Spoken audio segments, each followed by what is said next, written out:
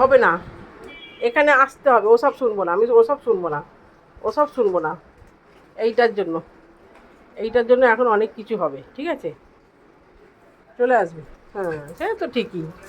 হ্যাঁ, এবারে উনি দেখো, এই যে দাঁড়াতে পারছে, কি সুন্দর দাঁড়িয়েছে, দু পায়ে, ক্যাঙারু হয়ে গেছে, ক্যাঙারু। এবার ও সব পারবে।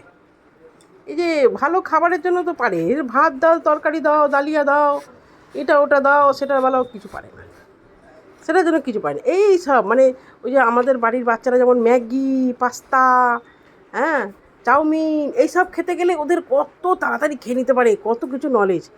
আর এই হচ্ছে আমার বাড়ির বাচ্চা, যে কিনা ভাত, ডাল, মাংস খেতে পারে না, কিন্তু এই সব খাবার মানে এইটা ওর কাছে ম্যাগি, পাস্তা, এই সব খাবারে ওনার খুব মানে, মুখটা দেখাচ্ছি, জিভটা করছে, জিভের মধ্যে টপ টপ টপ টপ করে লাল পড়ছে, ওরে আমাকে ডাকছে, শুধু অপেক্ষা, মানে হাইটটা পাচ্ছে না, আমি একটু উঁচু করে ধরেছি বলে, অনেক চেষ্টা চলছে, অনেক চেষ্টা, এই পেয়ে গেছে, মানে দিয়ে দিলাম আর কি।